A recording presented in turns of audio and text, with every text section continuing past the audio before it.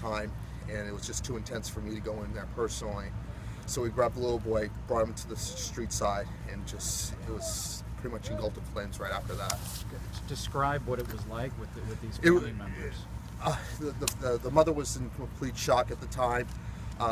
She wasn't sure what was going on. The little boy was he was limp as a noodle when we brought him out. He was unresponsive, covered in soot, and it was. He didn't look too well, but he was kind of moaning and responsive. That's about as far as it went. And what was going through your mind when you realized there were still people inside that house? I wanted to go back inside, but I knew it was too dangerous. The flames were intense, the smoke was intense, and when I found out there was a doctor and a little girl inside, it just broke my heart. I want to help out my neighbors, and if anybody was in that situation, like me, and I was stuck in a burning building, I want someone to come, rescue me. What's going through your mind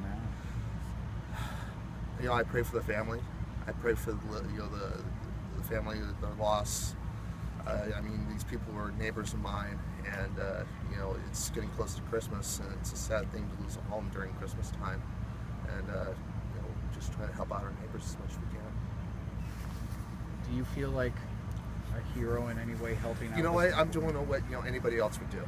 I go help my neighbors. Anybody else would help out their neighbors at the time.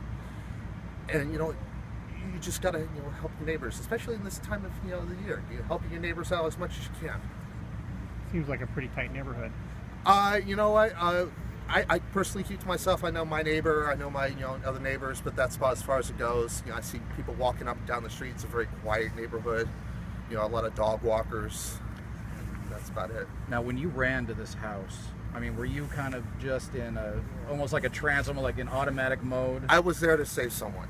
I want to make sure my neighbor got out. If I could help out as much as I could, I did. How much shock yourself?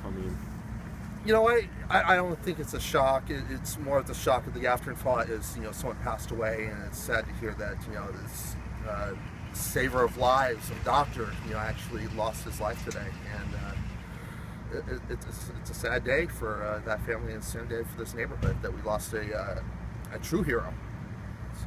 Did you get a chance to talk to the mom? I know she was